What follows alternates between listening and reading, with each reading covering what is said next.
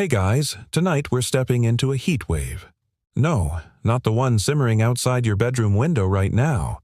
We're talking ancient Persia, where summer wasn't just inconvenient, it was life-threatening. Imagine dry, breathless air thick with dust, heat waves rising off clay rooftops like ghostly fingers, and sandals hot enough to brand your feet if you lingered. It's the kind of weather that makes you want to turn into a lizard and crawl into a cool crack in the wall. But here's the twist. These folks, living centuries before electric fans or iced lattes, figured out how to turn their homes into natural refrigerators using nothing more than mud, brick, water, and a trick or two from the wind itself. You're about to meet the Windcatcher, a kind of architectural nose that sniffs the air and sighs it gently through ancient Persian homes. It's not magic, but it might feel like it. So, before you get comfortable, take a moment to like the video and subscribe, but only if you genuinely enjoy what I do here. And, hey, drop a comment with your location and local time. I always love seeing where you're listening from. Now, dim the lights, maybe turn on a fan for that soft background hum, and let's ease into tonight's journey together. You're walking barefoot through a village of baked earth homes. The ground is warm, the sky a curtain of pale fire, and even the shadows seem to sweat. But ahead of you, jutting from the rooftops like proud, silent sentinels, are strange towers. Square or octagonal, hollow and rising above everything else, they look like chimneys, except instead of sending smoke up, they seem to be inhaling the sky. You get closer. One of them lets out a soft whoosh, like someone sighing through pursed lips. You crane your neck, feel a cool puff roll down over your forehead. Just a tease, just enough to make your skin forget, for 1 second, that the air should be unbearable. These towers are called badgirs, literally windcatchers, and they are the crown jewels of ancient Persian architecture. Built with intuition and craft, they didn't just sit there looking pretty, they worked, day and night. No wires, no buttons, no maintenance call at 3 in the morning because the thermostat stopped working. Now, imagine. You're not a modern tourist. You're a sun-dazed villager walking home after dawn prayers. Your tunic clings to your back, your sandals flap through the dust, and you can't wait to crawl into the shaded embrace of your house. You step through a low wooden door, and that's when it hits you. A rush of air, cool as a hidden stream, the kind of breeze you'd expect in the mountains, not the desert basin. Inside, it's 10, maybe 15 degrees cooler, enough to keep clay pots of milk from curdling, enough to keep your midday nap from turning into a heat stroke. The windcatcher above you is working its quiet, relentless magic. Historians still argue whether the earliest windcatchers came from Persia proper or from southern Mesopotamia. What they agree on is that by the 14th century, these towers were not rare luxuries. They were everywhere. Cities, towns, villages, from Yazd to Bam to Shiraz. Like eyebrows on a face, they gave the skyline expression. No two were quite the same. And here's a quirky tidbit. In some villages, the number of windcatchers on a house was a subtle brag. The more towers you had, the wealthier, or perhaps more dramatic, you were. 1 wasn't enough for certain families. 2, even 4, placed at different angles to catch the most stubborn breezes, like tuning forks for the wind. You pass into a side room. The floor is lower than the street outside. Sunlight barely touches the edges. A bowl of fruit sits undisturbed on a low table. Figs, maybe, or pomegranates. You pause. There's that breeze again. You tilt your head, trace it back to the corner where a shaft opens like a throat into the tower above. You might think of air conditioning as a modern luxury. But here, in this humble sunken room of clay and shadow, you're experiencing something older and quieter, and arguably more poetic. And yet, it wasn't just about comfort. Windcatchers played a role in preservation. They helped store dates, flour, nuts, dried fruits, all things that might spoil or soften under the weight of desert heat. In wealthier homes, they were paired with qanats, those brilliant underground water channels, and combined, they became a passive cooling system that today's green architects still marvel over. Of course, not every home had a windcatcher. Some relied on thick mud brick walls alone, or high courtyards designed to funnel wind like natural lungs. But once you'd felt a bedgear's breath, the alternatives just didn't compare. You sit cross-legged now on a reed mat. A child walks past carrying a bowl of sour yogurt. An old man snores softly nearby. The breeze from the tower sighs again, steady, whispering as if the building itself were humming you a lullaby. You lie back, the stone cool beneath your spine, the hush of air over your skin like a ghost's touch. It's the first moment all day your body isn't bracing. And maybe, just maybe, you think, you could survive this heat after all. You squint upward. That tower still rises above you, like a sentinel standing watch, square-jawed and silent. But now you want to know what's inside. You shuffle closer, eyes tracing the lines of baked brick, wondering how something that looks so simple can feel so clever. There's no moving part, no mechanism ticking inside, just a hollow column open to the wind, waiting patiently like a fisherman with a net. Up top, wide slits yawn open to the sky, facing different directions. One catches the breeze, however slight, pulling it down like a straw into the cool belly of the house. Another might be shut tight, its wooden shutters creaking in protest when the wind shifts. Sometimes small damp cloths were hung at the top to moisten the incoming air, like little bandanas of refreshment. You slip through an inner courtyard now, stepping around a sleepy cat who seems just as grateful for the shadow as you are. The garden's center pool glints with still water. No fountain, no splashing, just a mirror of the pale blue sky above, framed by arching vines and the occasional pomegranate tree, stubbornly green in spite of everything. You pause at the edge, dip your fingers into the water. It's surprisingly cool. The windcatcher breathes again. You watch a thin ribbon of dust swirl in the shaft, dancing lazily as the tower pulls air down into the room like a gentle inhalation. The structure is whispering to itself. Historians still argue whether the Persians truly understood the physics or just mastered the feel of it, whether they'd studied airflow intentionally or just got really, really good at experimenting with bricks and air. But either way, what they built was both functional and poetic, a kind of desert flute playing a tune made entirely of breeze. In cities like Yazd, you might see dozens of these towers rising in a single glance, each with subtle variations. Some narrow and tall, others squat and wide. Some divided into quadrants inside, so that if one direction wasn't offering wind that day, another might. Others with clever floor-level exits, guiding the air across wet surfaces before it entered the rooms. You duck through a low doorway into a sitting room. The floor drops away, sunken like a soft sigh. The Badger here doesn't shout. It whispers, soft and constant, a hush like sand sliding through fingers. This was the magic. You didn't feel a gale rushing in. You felt comfort drifting around your ankles, wrapping itself gently up your spine, kissing the nape of your neck with relief. Here's the fringe detail no one expects. In some households, they added not just wet cloth, but full-on perfumed filters, bowls of rosewater, jars of myrrh, even ash, charcoal, or, believe it or not, dried dung. Not because they liked the smell, you hope, but because these odd ingredients could trap dust or purify the air. It was proto-filtration, brought to you by your local goat. You lean against a wall, the mud brick oddly cool to the touch. Its thickness, a full meter in places, protects like a thermos. The heat of the sun barely claws past the outer surface. Inside, you're living in a cocoon of equilibrium. And this wasn't a quirk of elite palaces. Even humble homes, modest dwellings with 3 rooms and a courtyard, might have one of these towers perched above like a proud rooster. That's what made Windcatchers so iconic. They weren't just for kings or temples, they were for everyone.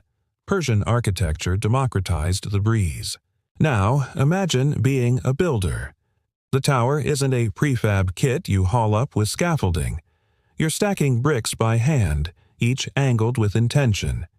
You might consult the elders on wind patterns. What direction brings the cool winds? What month the breeze comes from the desert edge? You adjust your tower accordingly. It's a fusion of science and storytelling. You remember the way the tower looked from the outside, an open crown facing north, east, south, west, a monarch of its own quiet kingdom. And in the dead of night, when the desert flips from furnace to freezer, the same structure flips function. Warm air inside the home, now heavier, drifts upward and escapes through the tower. It exhales, and the house stays comfortable without a single match lit.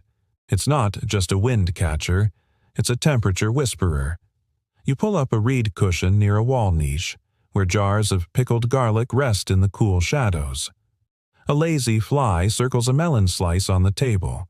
Somewhere, a child laughs in the courtyard, then goes silent again as the heat dulls everyone into quiet.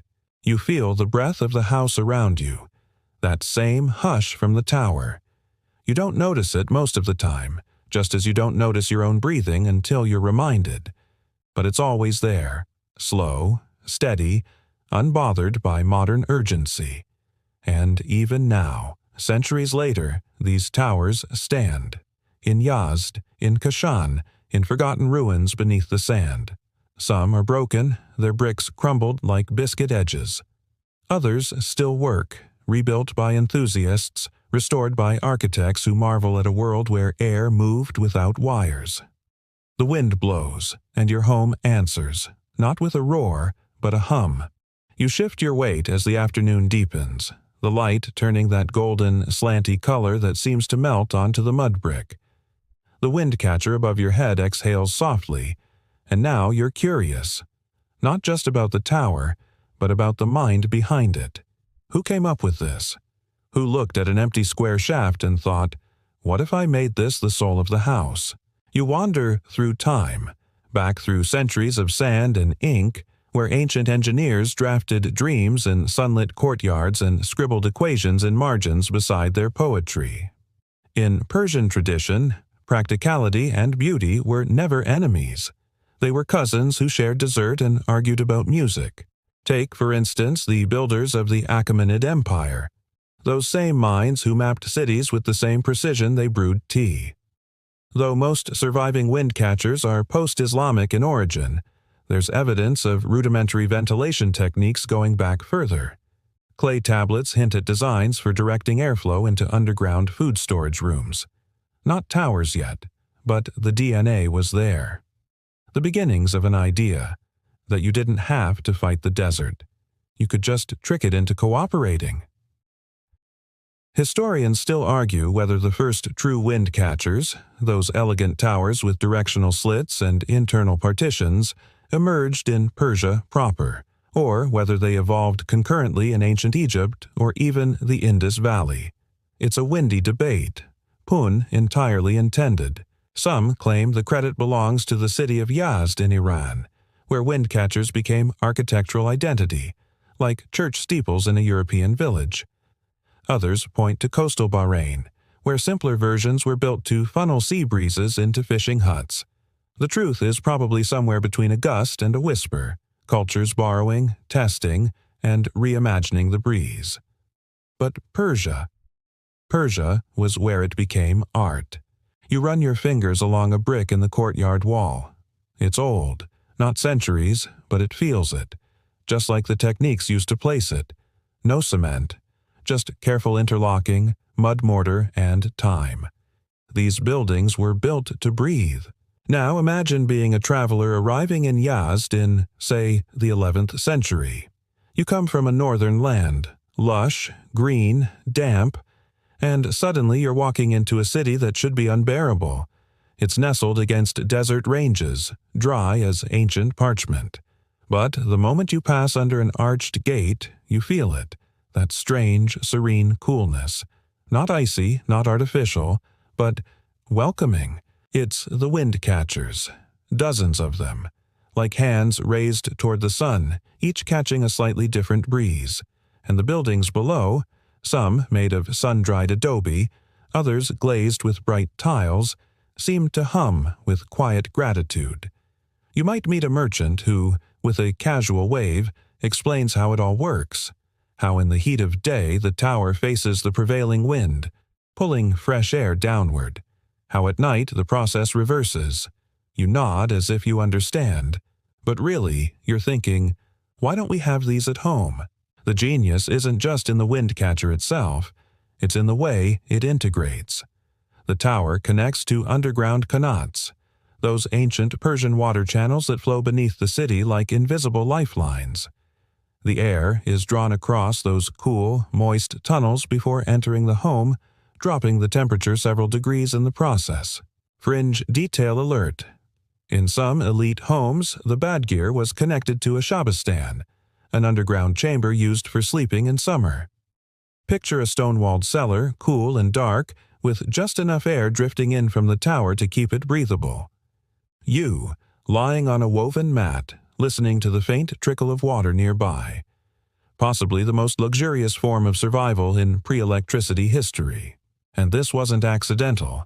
The ancient Persians were proto-environmentalists in a way. They understood their climate not as an enemy to be dominated, but as a system to be respected and subtly adjusted. They worked with it, not against it. You settle onto a low bench as a local boy ambles past carrying a clay jug. He stops to offer you a drink, and the water is, miraculously, cool. It's been sitting in an ewer inside the thick walls of the kitchen, slowly chilling itself through the magic of evaporative cooling. No ice needed. And that's the point. All around you, this city is cooling itself using no electricity, no fossil fuels, no buttons or switches. Just physics and intuition and bricks. A culture that embraced patience and passive design.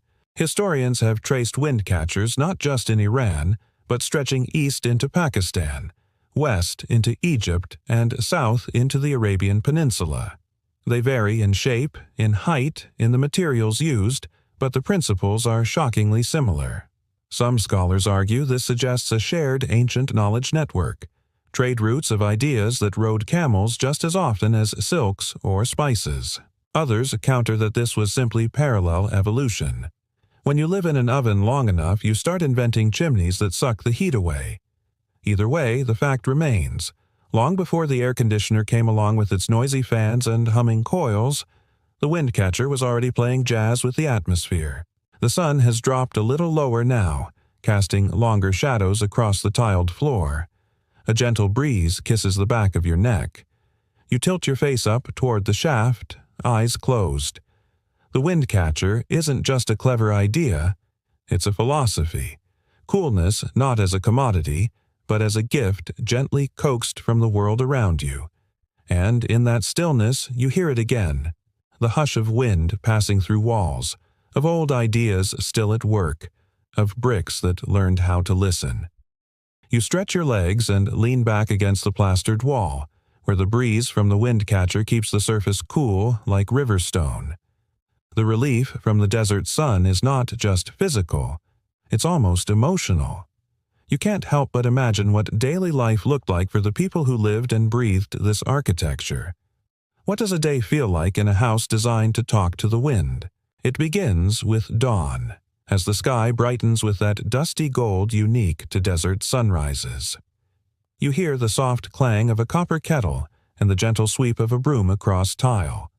Someone is already stoking a charcoal brazier in the kitchen, carefully boiling water for tea with crushed cardamom.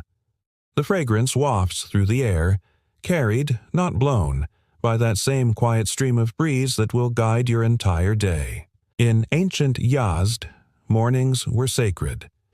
Before the city wakes in full, there's a hush over the courtyards, a quiet that feels deliberate, designed.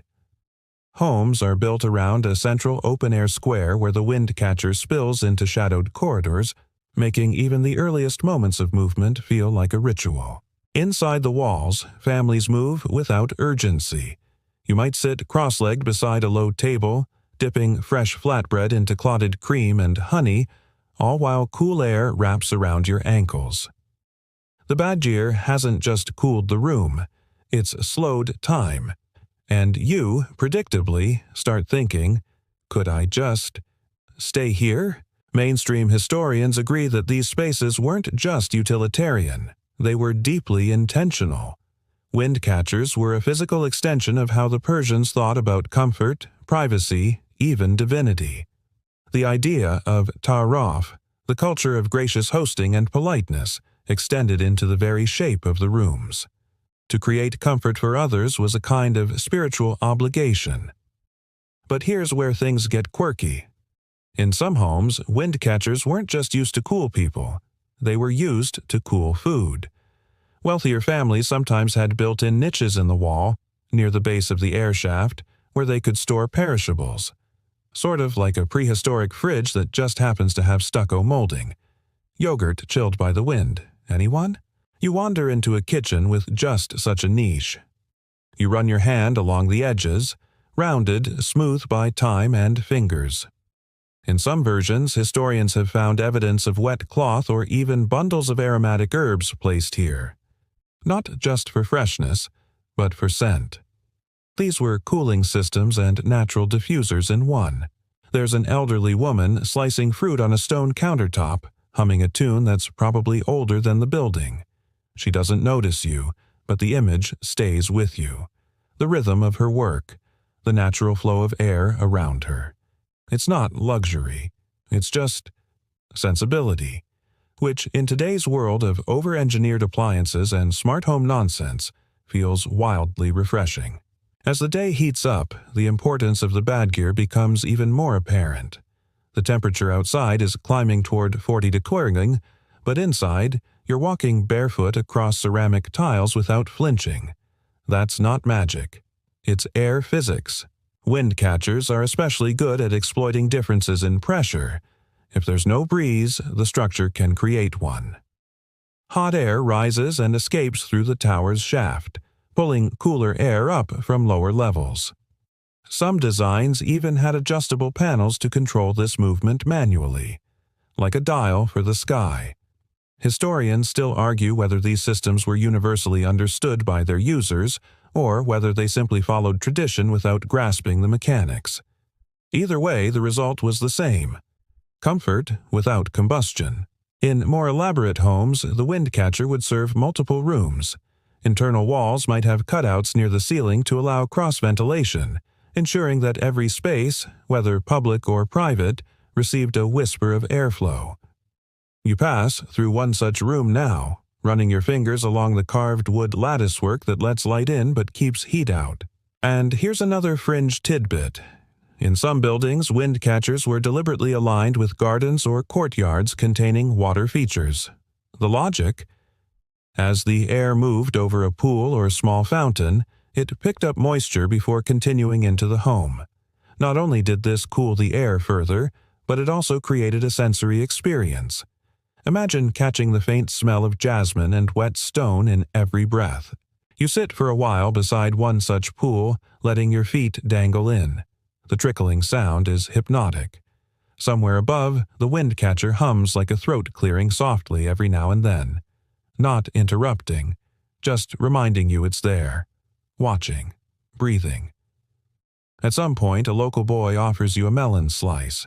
It's cold. Suspiciously cold, considering there's no ice in sight. He grins as you take a bite.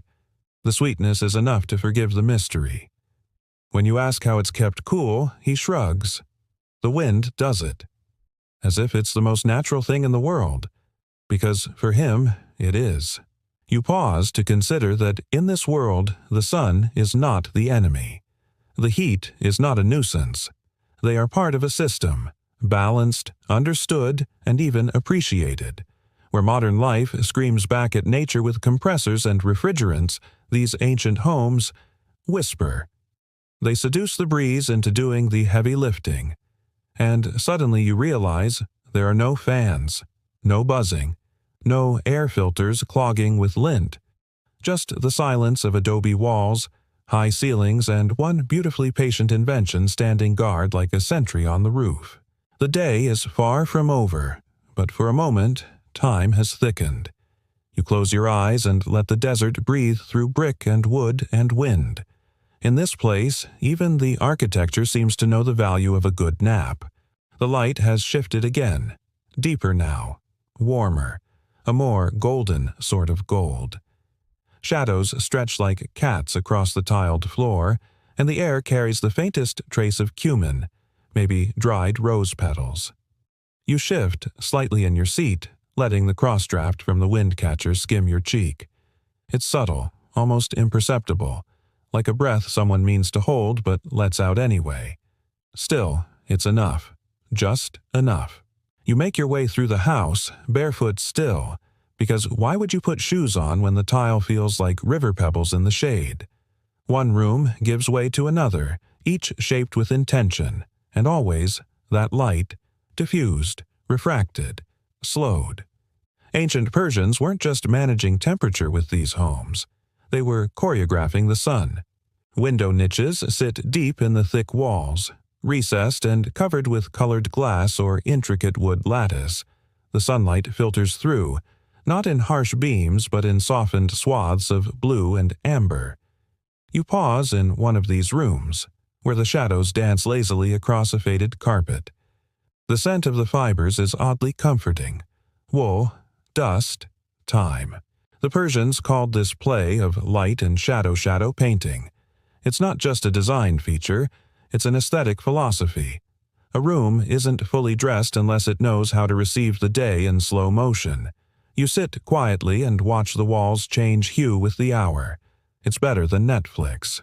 Historically, badgirs were often positioned to complement this slow passage of the sun.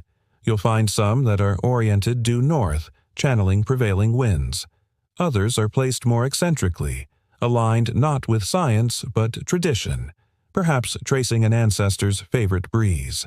Historians still argue whether there was a universal logic behind Windcatcher placement or if it was more of an inherited intuition, passed down like a family stew recipe no one dares measure. In one building, you notice the Windcatcher seems slightly crooked, listing eastward like it's nodding toward the horizon. A local craftsman shrugs when you ask about it and says, "That one listens to the morning wind." As though that explains everything. And oddly, it kind of does. Quirky fact break. Some Windcatchers weren't even real. In more recent periods, when the use of natural cooling gave way to electric fans and air conditioning, some families kept their old Windcatchers. Sealed shut. Non-functional, like the faux shutters on suburban homes. But because these towers were tied to tradition and pride, they stayed, an architectural placebo, like wearing glasses with no lenses because they make your face look wise. You enter a central hall, tall ceiling, echoing slightly, cooled not just by air, but proportion. Height is a form of ventilation here. Heat rises and the wind takes it. It feels oddly democratic. This idea that everyone in the house gets the same good air, no matter their station. Rich or poor, all breathe the same breeze, filtered only by the care of the builder. As you wander, you start noticing how everything in the house participates in this rhythm. Doors are double, an outer one for insulation, an inner for privacy. Curtains are made of woven reeds, designed to rustle just enough to signal a change in wind direction, and water. Oh, water. There's always water. A channel of shallow water, called a qanat, runs beneath parts of the house, invisible but essential. These underground streams, tunneled in from distant mountains, cool the foundations. When aligned with a Windcatcher, they work in tandem. Air rushes down the tower, sweeps over the cool qanat water, and rises again. Tempered, moistened, almost sweet-smelling. It's the scent of life underground. There's a quiet theory you hear whispered through courtyards and workshops, that you can tell a house's soul by the way it handles water. Some say you should sleep in a home before you buy it, just to see how the wind and water behave together. If you wake up dry-mouthed, the place isn't for you. Too harsh. But if you wake up cool, wrapped in still air like a second blanket, that's the one. You step outside briefly into a courtyard surrounded by fruit trees. Figs, pomegranates, maybe even a small almond tree, its leaves fluttering faintly. The trees aren't just decorative. Their placement is deliberate, part of the passive cooling design. The wind slips between them, brushing against the damp soil and shaded roots, carrying moisture into the surrounding air. Every leaf is part of the cooling orchestra. A boy chases a goat across the yard, both of them squealing with equal enthusiasm. The goat, clearly unimpressed by wind theory, hurdles a basket of apricots and disappears into a shaded corner where, not surprisingly, the air feels 2 degrees cooler. You follow, hand skimming a sun-warmed clay wall. In the quiet, you begin to notice the architecture breathing, not in a creepy, haunted house way, but in the way old buildings settle and shift, sighing with the weight of history and heat. The Windcatcher hums again, soft, almost like a flute being tested. And here's the moment it clicks. These homes don't fight the environment. They dance with it. Every arch, every wall thickness, every tiled floor exists in partnership with sun and wind. That's why it feels so easy here. You're not a guest. You're a participant in the breeze's slow parade. You step back inside as the light deepens. The air has that honeyed feel, still warm, but less urgent. The Windcatcher keeps working, though. It never complains, never clocks out, just continues its ancient task, pulling wind like a magician with an invisible ribbon. You settle again near that same cool wall from earlier. The ceramic jug still beads with condensation. The melon from earlier is half-eaten. Somewhere, someone's setting the table for dinner. Long shadows, clinking plates, the faint scent of saffron and rice cooked beneath a crust. And high above it all, your watchful friend, the tower that listens to the wind, that turns breath into blessing and sunlight into shadow art. You wake from a light, dreamless doze, if you were even asleep. It's hard to tell in a house like this where the boundary between waking and resting blurs like ink in water. The light has shifted again, cooler now, kissed by dusk. Somewhere in the distance a donkey brays with enough drama to imply it deserves an audience. The Windcatcher above you continues its soft exhale, unchanged, unbothered. Tonight you're going to visit the rooftops. You climb the narrow stairs, their edges worn smooth by centuries of sandaled feet. The walls curve inward slightly, as if they're giving you a little encouragement. Go on, the roof is where it gets interesting, and they're not wrong.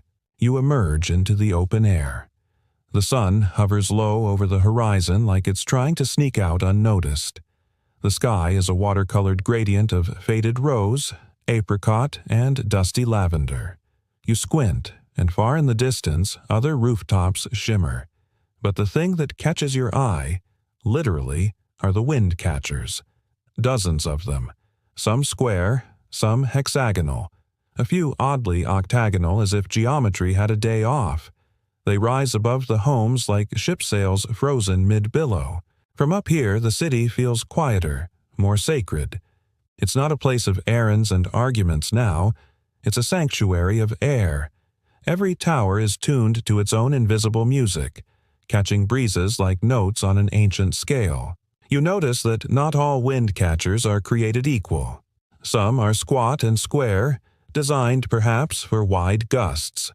Others are tall and slender, better suited to pulling up those long, lazy evening breezes that skim the desert like curious spirits.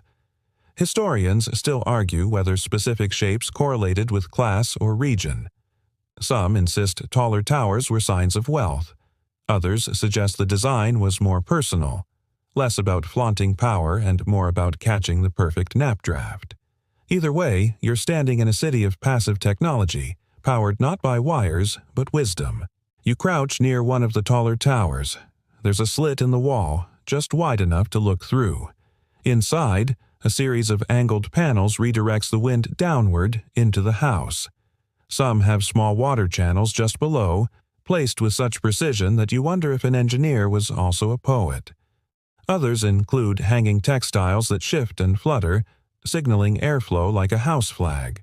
Here's a strange fact. In a few rare designs, Persian architects actually reverse the Windcatcher's job. Instead of drawing air down into the home, they designed the towers to push warm air up and out. It's like reverse vacuuming. Unsettling to imagine, but oddly efficient. And it turns out this exhaust tower model worked wonders in multi-story homes, particularly on hot nights when you needed to flush out the stale heat clinging to the ceilings. Some call these negative pressure badgers, which sounds like something you'd find on a spaceship instead of a clay rooftop in Yazd. You settle beside a chimney-shaped tower painted the faintest shade of seafoam. The paint is flaking, revealing layers beneath: sienna, ochre, a hint of turquoise. Each renovation layer is like a decade preserved in pigment. It smells like limestone and sun, and 1,000 dinners that drifted upward before cooling under these stars. And the stars, yes, they're starting to arrive. First one, then 3, then too many to count. You realize in a sort of sleepy awe that this rooftop probably saw the same constellations that Persian astronomers charted long before Europe even remembered how to read. Somewhere behind you, someone lights a lamp, its glow flickering against the dome of a nearby mosque. The muezzin's call floats over the rooftops like silk, barely louder than the wind itself. As you lie back against the warm clay, you start to feel the larger rhythm of the place. Not just the wind, but the earth, the deep hum of thermal balance, of hot giving way to cool, day surrendering to night. The windcatcher above you sighs again, and it almost sounds like a lullaby. Somewhere in the historical fog, you recall that even Herodotus, that famously nosy Greek historian, made vague reference to Persian air management. He didn't fully understand it, of course, but he admired it. Called them clever people, with strange but admirable customs. Coming from Herodotus, that's high praise. He was the ancient equivalent of a travel blogger with questionable hotel recommendations. You reach into your satchel and pull out a pomegranate someone handed you earlier. It's still cold. No refrigerator involved, just the magic of subterranean storage. You break it open gently. The seeds gleam in the fading light, ruby red and absurdly juicy. You eat slowly, each bite a perfect mix of tart and sweet, and every so often a seed crunches like a surprise drumbeat in a gentle song. This moment, you realize, is what Persian architecture was aiming for all along. Not just function, not just cool air and shadow, but harmony. A human body in a human home, feeling like part of the wind. The rooftops stretch before you like an undulating wave of pale adobe and fluted towers. And for a fleeting second you think, if every building in the world breathed like this, maybe cities wouldn't be so exhausting. Maybe homes would become partners, not shelters. Maybe we'd design for comfort without plastic buttons and humming vents. You rest your head back. The windcatcher catches a slightly stronger breeze and your sleeve flutters. Someone laughs faintly in a neighboring courtyard. A kettle whistles. A donkey brays again. Because of course he does. And just for a heartbeat, you imagine yourself as one more piece of the evening's architecture.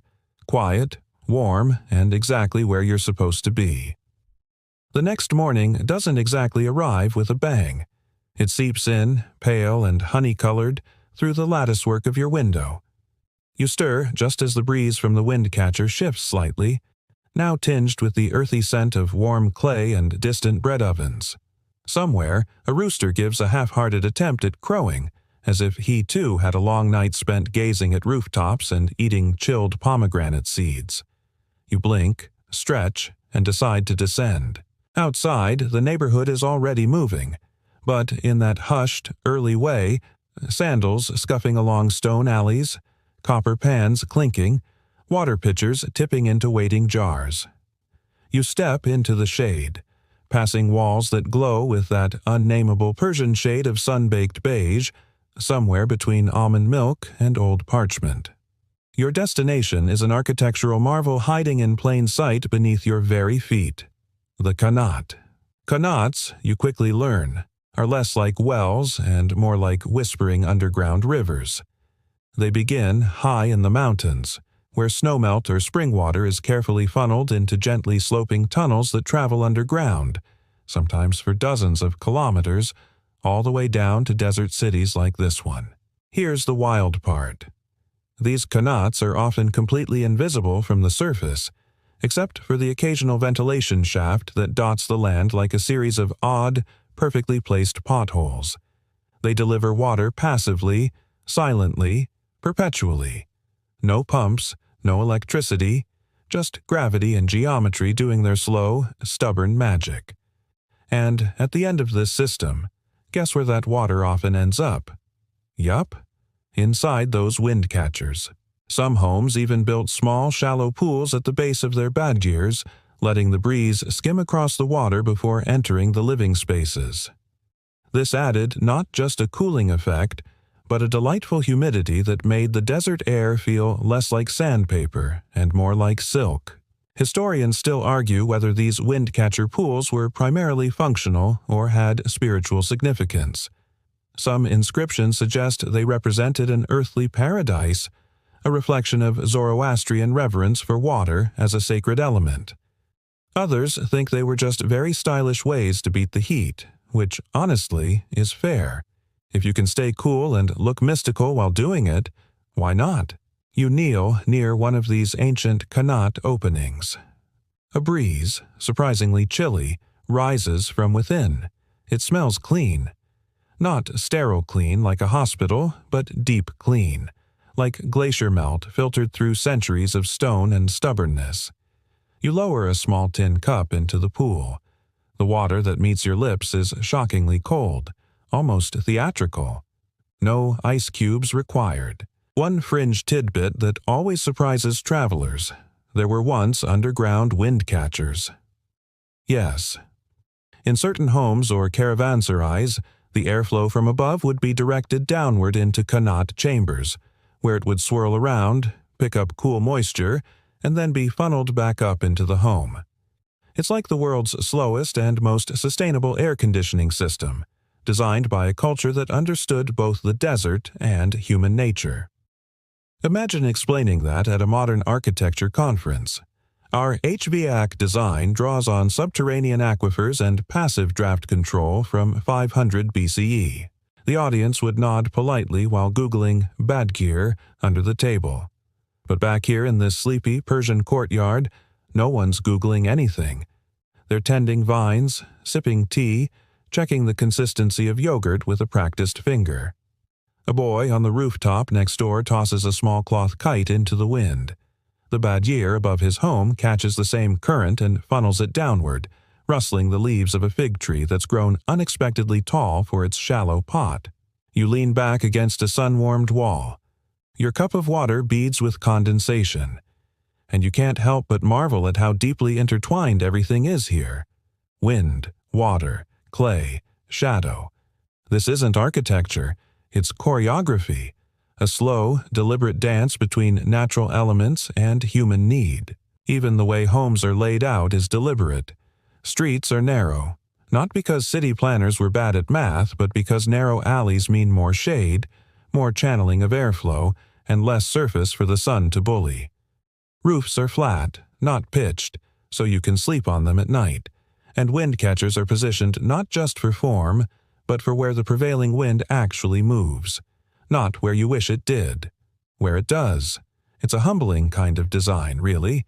You remember a saying you overheard yesterday, shared by an elderly man trimming grapevines. The wind does not follow your path, you follow its whisper. That might sound poetic in any culture, but here, where homes literally live and breathe by listening to the air, it's a design principle. Back inside, someone calls you for breakfast. It's simple. Fresh flatbread, thick yogurt, green herbs, salty cheese, and a bit of honey. You eat it while seated on cushions just beneath the windcatcher's shadow, the breeze brushing your cheeks like a cool hand. The tea is served with cardamom and quiet.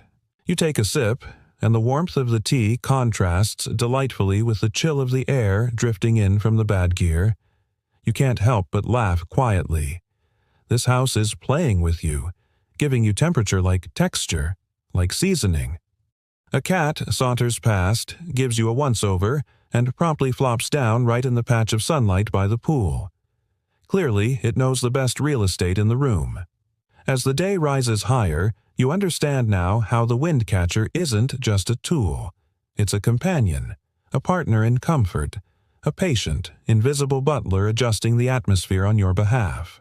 And somehow, despite all the modern conveniences waiting outside this ancient city, you don't feel like you're missing anything. Not here, in this timeless breath of home. You lean back after breakfast, resting your elbow on a woven pillow, the kind that's seen more sunrises than arguments. The breeze from the bad gear is soft now, not assertive, just enough to make the corner of a curtain lift like a shy gesture. You notice something peculiar near the base of the Windcatcher shaft. A small set of vertical flaps, made of wood and faded cloth. A local teen, tasked with household errands and armed with more confidence than muscle, climbs a narrow ladder and fiddles with these flaps. With a practiced flick, he closes two, opens another, and the entire airflow inside the room changes.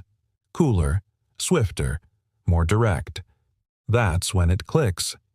The badger isn't just a fixed pipe stuck in the roof. It's adjustable, controllable, a passive machine tuned by hand.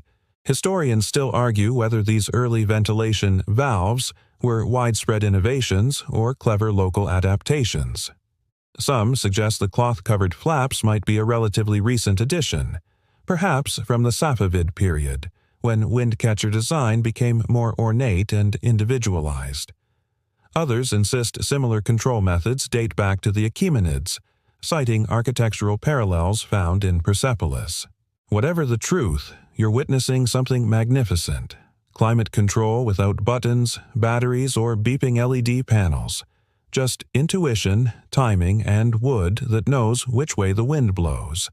The boy notices you watching and grins. "Cold?" he asks, offering you a shawl made of impossibly fine wool. You drape it around your shoulders, pretending the chill bothers you, but really you're reveling in it. Where else in the ancient world could someone complain about being too cold in a desert? Let's take a moment to peek into a few different Windcatcher styles, because yes, like snowflakes or modern phone apps, there were many variations. The single-shaft badger is the classic, like the one you're sitting under now. But in larger homes and public buildings you'd find twin-shaft, four-way, or even octagonal Windcatchers. The four-way ones are especially clever. They face all cardinal directions, so no matter which way the wind decides to blow, the system can catch it. The passive version of location services on. And then there are the towering, almost absurdly elegant Windcatchers of Yazd, some reaching as high as 33 meters. They look like desert minarets, reaching into the sky to grasp at every molecule of moving air. One theory goes that these taller shafts could reach cooler wind currents that didn't touch the ground. Another argues it was also a matter of pride. Your badger was a status symbol. The taller and more intricate, the more your guests would go, "Ah, yes, impressive ventilation." You venture briefly into a bathhouse nearby, called a hammam, where the Windcatcher is used in tandem with domes and thermal mass. There, the airflow isn't about cooling so much as circulation. Steam rises, curls through vents, is drawn upward by a chimney draft cousin of the badger. The result? A room that's warm but never stuffy, humid but never suffocating, and remarkably odor-free, considering you're in a place where strangers are scrubbing themselves with rough mitts and shouting about soap. One fringe tidbit you overhear while eavesdropping on two elderly bathers. Apparently, some wealthier households trained staff specifically to read wind patterns and adjust the badgers accordingly, almost like ancient HVAC technicians. These breeze masters would learn how to monitor airspeed with just a strip of silk and a bowl of water. No app, no blueprint, just the sky, a gut instinct, and decades of observation. You step back outside. The sun is climbing and the air in the alleys is heating up, but in the homes, in the mosques, in the caravanserais, it stays gentle, cool, kind. And what's more, it's quiet. That might be the most luxurious part of this whole setup. There's no background hum, no whirring blades, no buzzing fans pretending they're helping when really they're just blowing hot air around like a confused bee. Just the whisper of breeze over clay. You climb a set of stairs and find yourself on a rooftop. From here, the city looks like an enormous chessboard dotted with towers. Each windcatcher rises like a bishop or rook, some straight and proud, others crooked from age or earthquake. The skyline is made not of glass and steel, but of dusty geometry and light.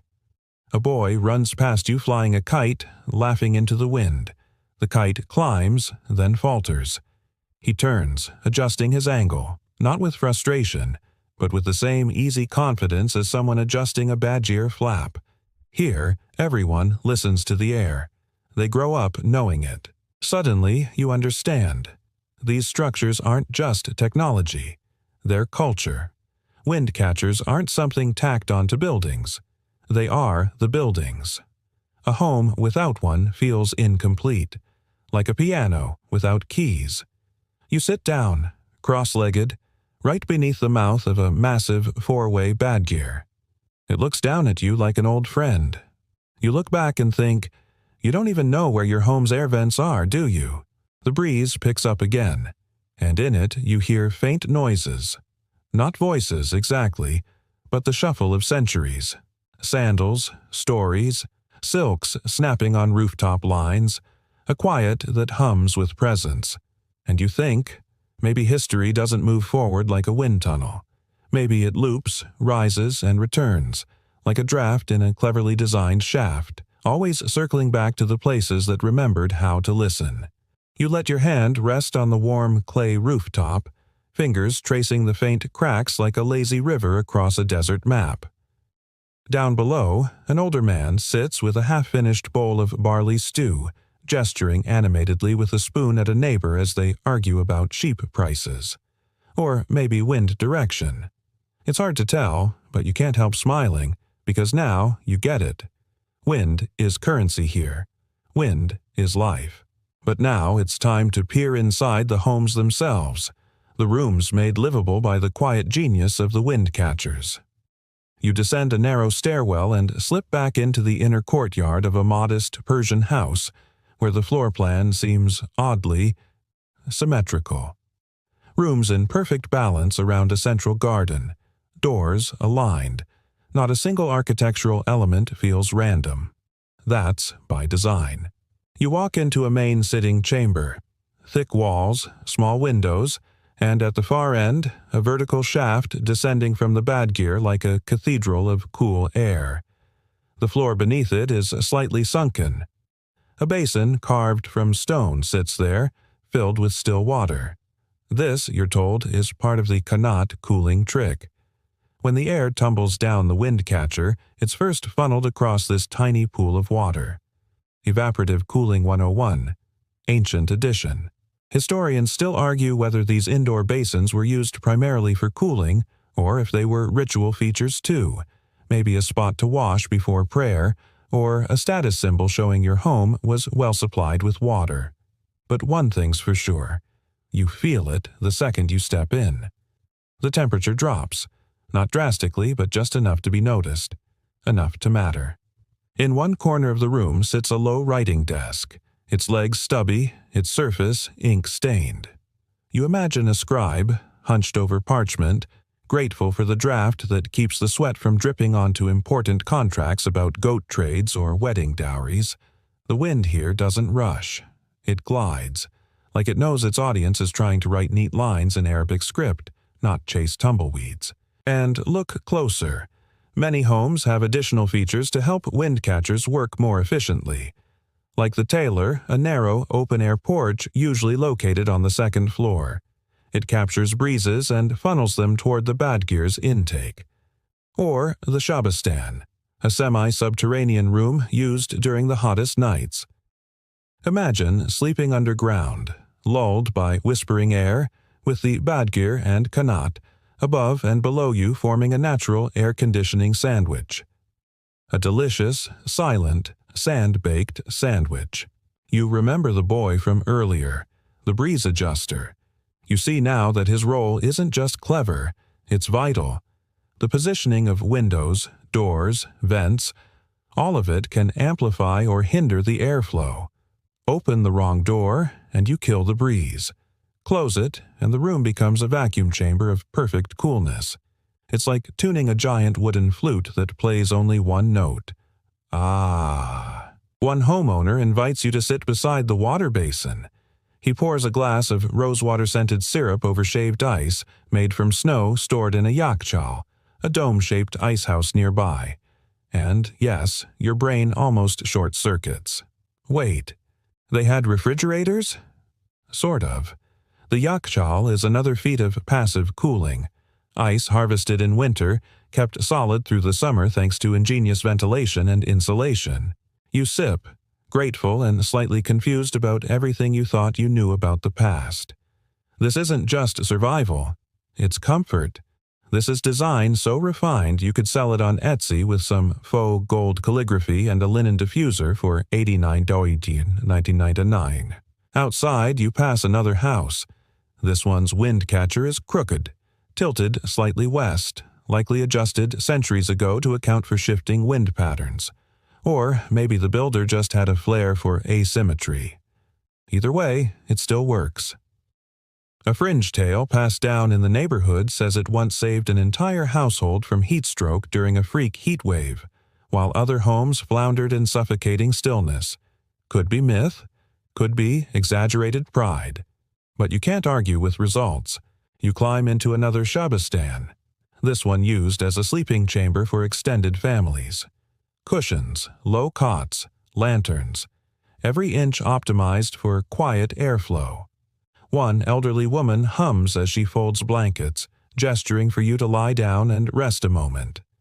You do. The wind finds your face again. From a shaft above, it reaches you like a lullaby. You think, how many generations have rested here, feeling this same breeze, dreaming beneath the same stars? And that's when it truly lands. These homes weren't just built to endure the heat, they were built to understand it, to harmonize with it. No brute force conquest of the climate, just an elegant dance with air and sun, shadow and clay. The old woman offers you a piece of dried fig and another secret. She swears that babies sleep better under a badgir. Something about the way the air moves. Less colic, fewer tantrums. And while pediatric science hasn't confirmed this, you're inclined to believe her. Honestly, you're getting sleepy yourself. As you stretch your legs and prepare to move again, she stops you, hands you a small token, a smooth clay bead shaped like a Windcatcher tower. For good air, she says, wherever you go. You pocket it, step back into the courtyard, and glance up at the shaft that's now begun to slow. Evening comes. The wind shifts again, and just like that, the whole house sighs, like it's letting the day go. You linger a little longer in the courtyard, admiring the way the shadows spill across the mosaic floor like spilled ink. A palm tree leans gently into the breeze, its fronds rustling like someone flipping through pages of a very long, very old book. The badgir above your head now glows faintly golden in the setting sun, catching those last tired rays like a crown for a quietly regal house. But it's not just the homes. The entire layout of the ancient Persian city is part of this elegant, breathable choreography. Streets are narrow, winding, not out of chaos, but calculation. These pathways snake between mud brick walls and adobe facades, funneling wind, deflecting harsh sun, and making even high noon feel like early morning in some lucky corners. You begin to realize these aren't back streets, they're wind tunnels. In Yazd, where the tradition of Windcatchers reached its most ornate and obsessive form, the city itself seems built by someone who once got sunburned and never emotionally recovered. You walk through alleyways called kuches, where the high walls on either side shade your path, but more than that, they guide air downward like invisible rivers. Some even have deliberate curves, gentle bends that help with airflow direction and slow down dust devils before they can stir up too much drama. Historians still argue whether these winding alley layouts were primarily for cooling, or for defense, or simply because of terrain constraints. Probably a bit of each. But there's no denying the thermal effect. You breathe easier here. The heat isn't gone, but it's tamed, like a lion just barely convinced to nap in your lap. You duck into a domed bazaar, still open despite the hour, and here's where the city's commitment to passive cooling reaches a whole new level. Vaulted ceilings soar above your head, pierced with tiny openings that let in light, and, more importantly, ventilation. The air flows like it knows what it's doing, gently brushing your skin as you walk past spice stalls, cloth merchants, and a man loudly advertising his pickled garlic. Not exactly aromatherapy, but it adds character. Up above, domes are ribbed and ridged, not for aesthetics, though they're certainly beautiful, but to create pressure differentials. Heat rises, escapes through the vents, and pulls cooler air in from down below. The architecture is thinking on your behalf. It's comforting and, let's be honest, a little unnerving. Like your house might actually be smarter than your phone. You watch as a vendor lifts a rug to beat the dust out of it, and the wind, helpful as ever, carries the cloud away like an obliging butler. These structures don't just stand against nature, they lean into it, almost flirt with it. One bazaar stall even sells miniature models of Windcatchers, little clay replicas for travelers and daydreamers. You pick one up. The vendor grins. "For catching good spirits," he says. You're not sure if that's a joke or a local belief, but it sticks in your brain like a line from a bedtime story. And speaking of spirits, not far from the bazaar is a zurkani, an ancient gymnasium for the practice of palavani, Persian martial arts blended with music and mysticism. The circular pit is domed, and guess what? Even the gym has its own windcatcher, positioned just so above the drummers. Because even warriors, it turns out, appreciate a nice cross breeze during their kettlebell swings and epic poetry recitations. You peek in and see men turning large wooden clubs, faces calm and rhythmic. The drum echoes softly. The air moves through the chamber with a hush, cooling the sweat from their brows without so much as a single fan. In a way, it feels like an ancient spa retreat, minus the cucumbers on your eyes. This attention to airflow isn't limited to fancy public buildings or rich homes. Even modest dwellings, storage rooms, and communal bakeries. Yes, bakeries with ovens that double as ventilation points get in on the bad gear action. Bread, heat, and wind all mingle in a delicious thermal triangle. You step into one of these bakeries and instantly notice the balance. The oven radiates, yes, but the smoke never suffocates. The breeze carries it upward and out through narrow shafts. The bread rises, the baker breathes easy, and you suddenly crave carbs. You sit on a low stool and tear off a piece of warm barberry. Outside, the call to prayer echoes through the air, bounced and refracted by domes and alleys and minarets, all part of a sonic architecture that also serves airflow. You're starting to think ancient Persians weren't just cooling experts. They were acoustic engineers with a flair for the poetic. One more street, one more home.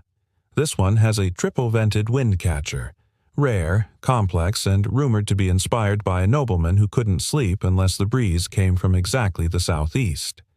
Historians are split on whether this story is true or just ancient gossip, but it paints a vivid picture.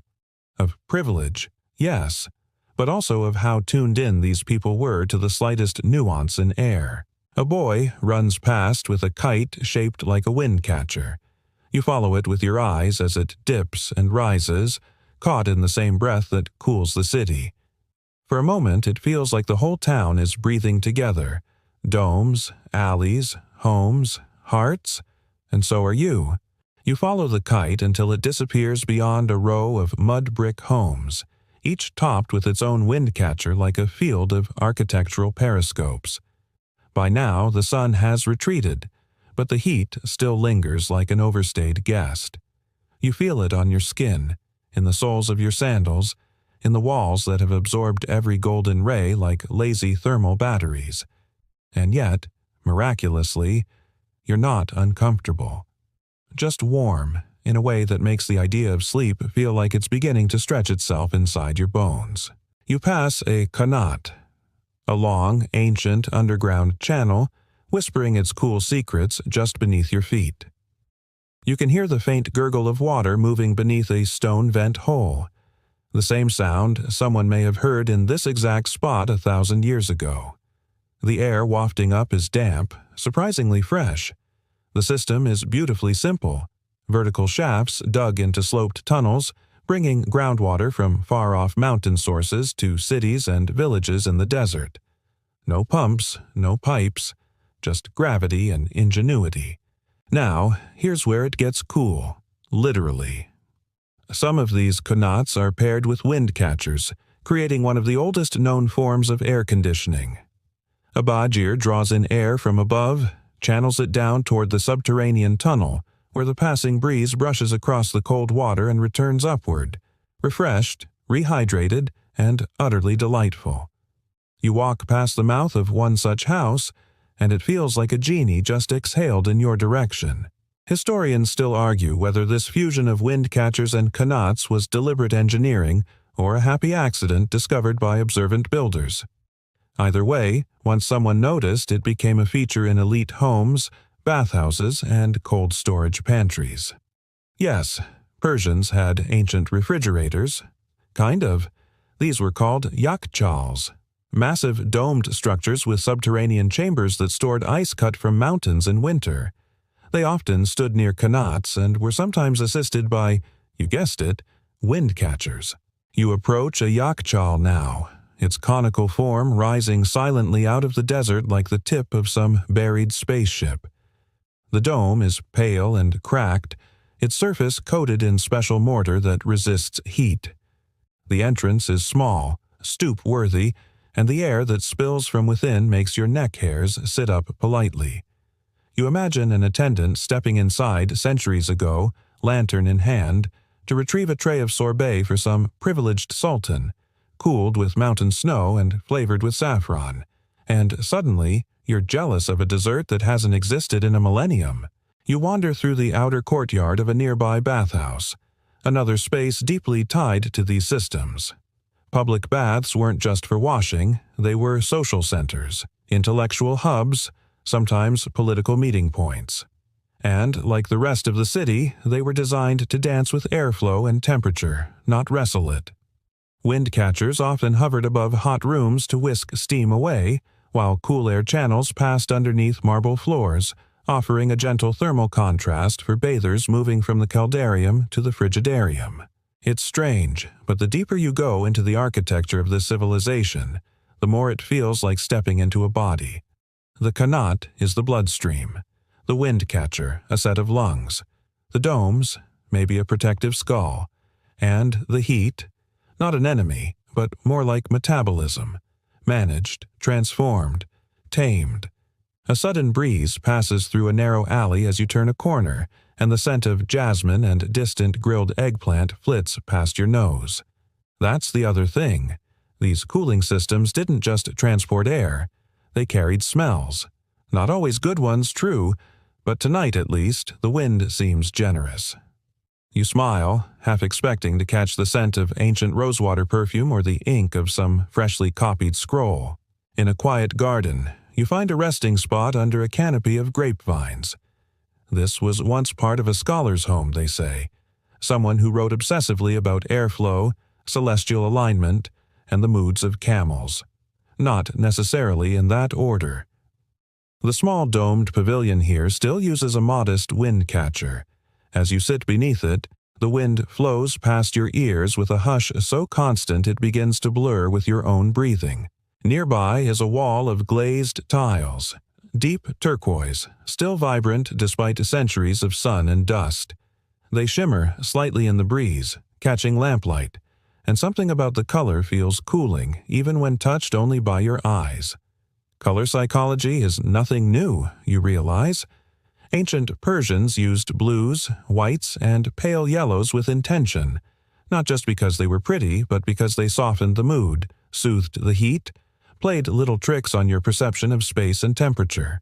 You recall a fringe theory you read about once, that some windcatchers were aligned based on zodiac signs, completely unproven, possibly made up by a 19th century Frenchman with too much imagination. But still, it makes you glance upward and wonder if the stars, too, had a say in which way the breeze would blow. A dog yawns in the shadows nearby, its tail thumping once against the earth before it drifts off. You feel your own eyelids echo the gesture. There's something ancient in the tiredness you carry now. It's not exhaustion, it's alignment. You've walked through a city built to breathe, and now your own body is mimicking it, slower and slower. You could stay here a while longer, maybe forever. The grapevines rustled gently overhead, and you let your fingers trace a pattern in the dust at your feet, not really drawing anything in particular, just the lazy loops and spirals of someone completely at ease. You can hear water again, this time not from a qanat, but from a small, shallow channel that meanders through this courtyard like a miniature river. The Persians called it a jui, and it's not here by accident. In Persian garden design, which you're now nestled deep inside, water and wind were orchestrated like instruments in a symphony. Every sound, every scent, every shimmer of light was placed with purpose. The formal name for this layout is a shahar bag, a quadrilateral garden divided by 4 channels, often aligned with cardinal directions. You're lying within a blueprint of paradise, an architectural attempt to mimic heaven, not metaphorically, literally. And yes, scholars still debate whether the design inspiration came more from Zoroastrian cosmology or imported influences from Babylonian and Assyrian precedents. Either way, the result is unmistakable. A place designed to cool not just your skin, but your soul. The kind of space where you could hear poetry and forget politics. Or, depending on who you were, plot some politics in poetry form, very Persian of them. You spot a carved bench under a cypress tree and imagine a 12th century merchant reclining there, sipping rosewater and making long-winded jokes about camel tariffs. He's probably wearing loose cotton, not because it's fashionable, but because the climate demands it. Cotton and linen are practically uniforms here. Wool? Only if you want to faint dramatically before lunch. You stretch out your legs and think about how these windcatchers weren't confined to the elite. In Yazd, even modest homes had their own badgirs, though smaller and perhaps more humble in ornament. It wasn't about showing off, it was about surviving with grace. And yes, some families might even have arguments over whose windcatcher caught the best wind. There's a documented case of a neighbor building a taller tower just to steal the prevailing breeze. Truly, the pettiest HOA disagreement of 1300 CE. Some towers were outfitted with internal vanes, wooden panels inside the shaft that redirected air more precisely, guiding the breeze to specific rooms. And then, as the Persians do, they made it beautiful. The vanes became carved, decorative, occasionally inlaid. So even hidden mechanisms carried aesthetic weight. You're beginning to understand. Nothing in Persian architecture is ever just practical. It's practical and poetic. Form follows function, but function often wears eyeliner and quotes Hafez. A nightingale sings somewhere in the distance, and it feels almost scripted, as though someone backstage cued it in just as you began thinking about poetry. You look up again and notice how the windcatcher above you doesn't simply rise, it flares slightly, its brickwork curving in elegant, fluted edges. Each fin is hollowed just enough to channel sound as well as wind. A whisper carried up, an echo brought down. It makes you wonder how many secrets were shared in these shaded corners. There's an old legend, probably apocryphal, that Persian architects could tune windcatchers like instruments, adjusting them until their towers sang at different pitches. No one's found definitive proof, but if you've ever stood inside one and listened to the breeze whistle through its flutes, you'll believe it anyway. Wind, after all, is just air waiting for a melody. As you lean your head back against the cool tile of the wall, you consider how this entire cooling philosophy was about working with nature, not against it. You won't find fire-powered engines or smoke-belching contraptions here. No loud fans or whirring compressors.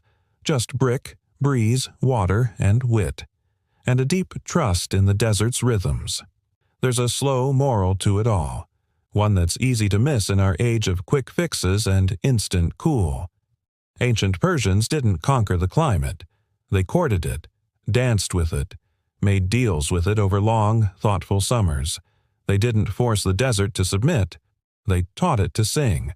A soft, clanging sound draws your gaze toward the far wall, where a hanging chain stirs in the breeze, left over from some forgotten lantern.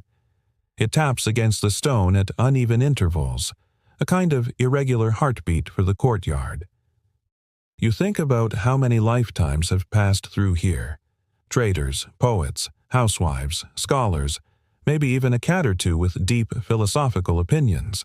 Your eyes follow the outline of one particular tile pattern, a delicate floral spiral that seems to chase itself in ever tighter loops. You wonder if the mason who made it knew their work would survive this long.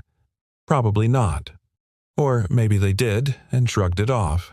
Some ancient craftsman just doing their job, never imagining that a sleepy future you would be sitting here tracing it with your gaze, like a lullaby written in stone. You breathe in, and the air smells faintly of time and ancient dust. You breathe out, and your body seems to melt into the stone a little.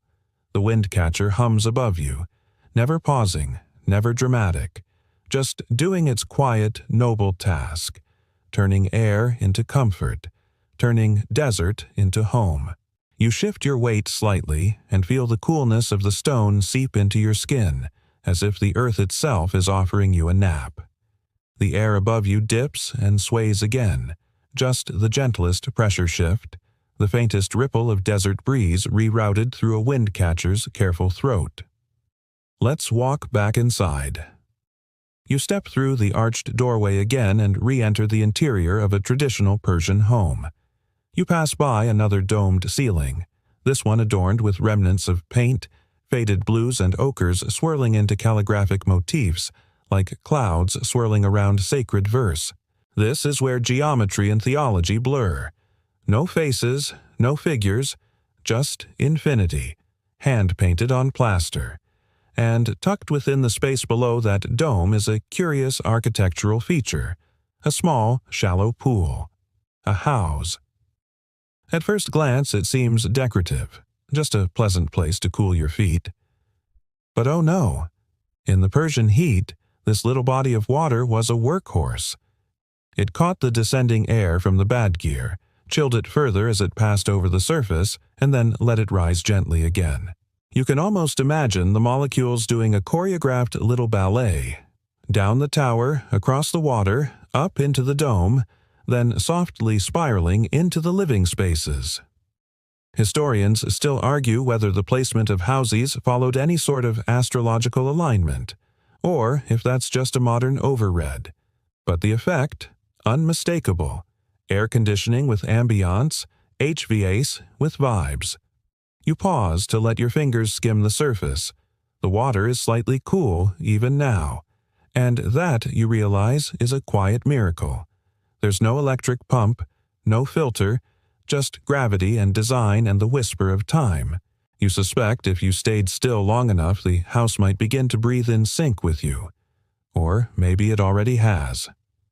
Above you, more windows, small colored glass panes letting in broken light that dapples the floor like scattered gemstones. These are Orsi windows, and while they're often celebrated for their aesthetic glow, they serve another purpose too, to diffuse the harsh Persian sun into something kinder, something wearable. Light as a blanket instead of a blowtorch. It's the kind of house that makes you feel like a welcomed guest, even if you're the one who lives there. Some records suggest that Windcatchers weren't just built for homes, but also for public bathhouses, mosques, and even underground water reservoirs known as Abe Anbars. You walk now toward one such anbar.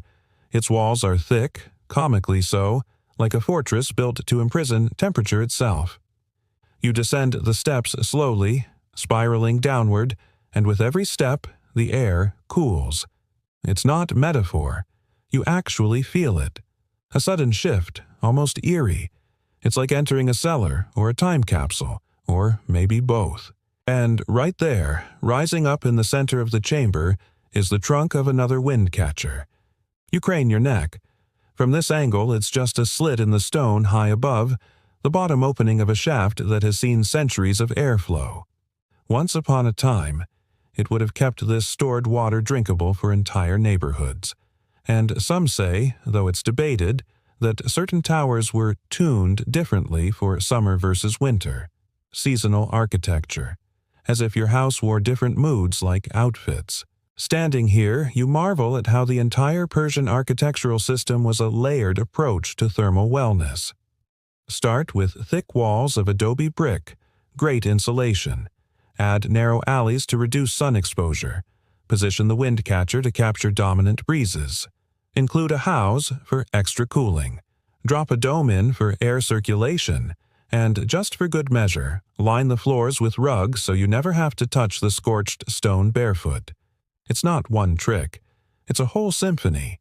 You climb the steps again and feel the warmth return. Not harsh, just a soft embrace, like the desert remembering you're here. As you reach the top, a woman in a long robe walks past, her face shaded by loose veil.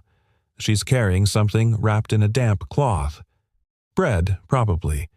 You imagine her setting it in a shady nook to stay fresh, maybe near the breeze path of the Windcatcher. This isn't just engineering, it's lifestyle. The way people lived, moved, and rested was shaped by the path of air and the reach of shadow. You duck through another passage and find yourself in a kitchen, simple by modern standards, yet entirely functional. Clay ovens, copper pots. A narrow flue vented upward, sharing space with a miniature Windcatcher designed just for smoke. Even the exhaust systems had badger cousins. There's a pot on the hearth, still faintly warm. You peek inside. Lentils, dates, and barley porridge, leftovers of a lunch that happened several hours ago, probably eaten slowly, maybe with some flatbread and pickled garlic. You imagine the family gathered here earlier, fanning themselves gently and waiting for the Windcatcher to pick up speed. A teenage boy complains it's too hot. His grandmother taps the tower with a broom like it's being lazy. No effect, of course, but it makes her feel better. You sit down cross-legged on the floor and listen. The tower hums faintly. Not a whistle, not a howl, just a breath. The whole house inhales and exhales with you. The past folds in. The present dissolves. The Windcatcher, above all, endures. You stay seated for a while, back pressed against the cool mud brick wall of that kitchen, and let the silence of the room drape over you like a shawl. Only it's not true silence.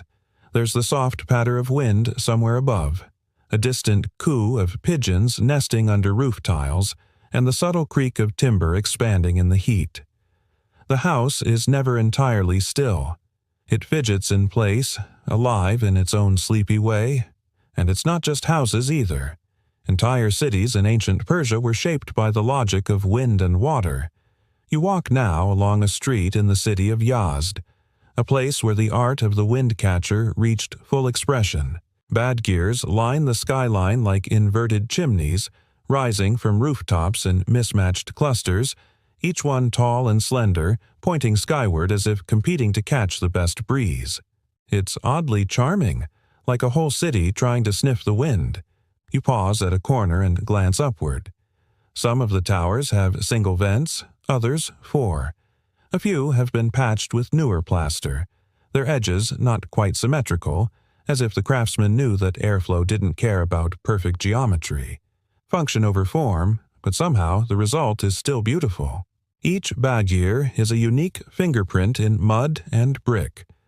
Historians still debate the precise moment Windcatchers became widespread, or whether their origins lie deeper in Mesopotamian or even Egyptian precedents. Some argue the idea drifted in from the Indus Valley, hitching a ride on trade winds and camel caravans. Others insist it was homegrown ingenuity, born of necessity in a place where summer could casually roast a sheep mid-step. Whatever the case, by the time Persian engineers got their hands on the concept, they turned it into something not just useful, but poetic. As you continue your stroll, you reach the outer courtyard of a caravanserai, one of those sprawling rest stops for merchants moving along the Silk Roads. You duck under its archway, welcomed by shade and, yes, once again, a central pool. The badgir here is taller than any you've seen today, reaching several stories above the tiled roof, its vent facing the prevailing northwesterlies that sweep across the Iranian plateau. Imagine being a merchant from Samarkand or Damascus, dusty and sunburned after weeks of travel, stumbling into this shaded oasis. You'd drop your bundles, peel off your sandals, splash your face, and feel, perhaps for the first time in days, that you could breathe. And not because the weather changed, but because a tower caught the wind for you. Inside one of the rooms, someone has scribbled a prayer in the plaster. It's faded now, the letters curling in quiet despair or maybe hope. Let the wind bring peace. You smile, a shared sentiment across centuries. Wandering back into town, you pass a small square where schoolchildren are playing in the shade of a mosque. The building has its own Windcatcher, of course it does, and the children are giggling as they chase a ball made from stitched cloth. The air smells faintly of rosewater and sun-warmed dust. You pause at a tea house nearby. Its doorway is flanked by painted tiles, and inside, the floor dips gently downward into a semi-subterranean space, deliberately cooler than the street. The tea is bitter and strong. A man fans himself with a palm leaf paddle and mutters something about last year's winds being more honest. You don't ask what he means. The tea makes your fingers sweat. On the back wall of the tea house is a mural, cracked but legible. It shows a cutaway of a windcatcher system, air channels, subterranean pools, even the little clay louvers that could be opened or closed depending on wind direction. It's an ancient blueprint disguised as folk art. You think of modern air conditioning, noisy, boxy, plugged into grids. Convenient, sure, but sterile. The badgir, by contrast, is something you live with, not something you merely use. You tune into it. Adjust your rhythms. Let it guide where you sleep, when you cook, even how you rest in the heat of midday. A gentle breeze brushes your cheek again. You look up. Somewhere above, a badgir catches the evening wind and sends it downward, still doing its job after all these centuries. The bricks may crumble, the plaster may flake, but the principle remains. Air seeks motion. Heat rises. Wind finds a way. You start walking again, turning down an alley so narrow you have to slide sideways in places. Overhead, two windcatchers practically lean toward each other, like neighbors gossiping across a fence. The sun has dropped low, and the walls glow soft peach and bronze. A cat darts past your ankle. You pretend not to startle. Around the corner is a small workshop where artisans are restoring windcatchers by hand, mixing new clay with chopped straw, layering it onto molds, and hammering in palmwood lattices to control wind speed. One young man shows you a hand-drawn chart of airflow curves. It's covered in smudges and spills, but his eyes shine with pride. You don't need to speak his language to understand. He's apprenticing with the wind. There's something soothing in that, isn't there? The idea that an ancient craft survives not in textbooks, but in hands, in homes, in the wind itself. That the air you breathe tonight may have once passed through the same kind of tower that cooled the cheeks of a sleepy merchant, a grumpy grandmother, or a child whispering stories by candlelight. And now, it's your turn. The sun is nearly gone now, brushing the rooftops in the faintest shade of apricot before vanishing altogether. The city exhales with you, slowly, deeply, the way only places built for heat truly know how to do.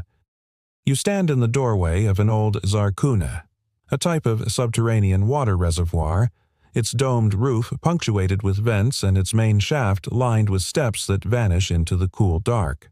You descend carefully, your feet brushing past worn stone, and each breath down here is heavier, wetter, scented with age and clay. This is where the water rests, and it's no accident the air down here is cooler. It's designed that way, paired with the Windcatcher above, a tag team of ancient Persian engineering. Together, the Badgir and the Zarkune form a kind of passive air conditioning system, drawing hot air down, cooling it through contact with subterranean water and allowing the refreshed breeze to rise gently into homes above. It's not magic. It's physics, patience, and an unshakable belief in gravity. Historians still debate how widespread these combinations were, and whether every structure had one.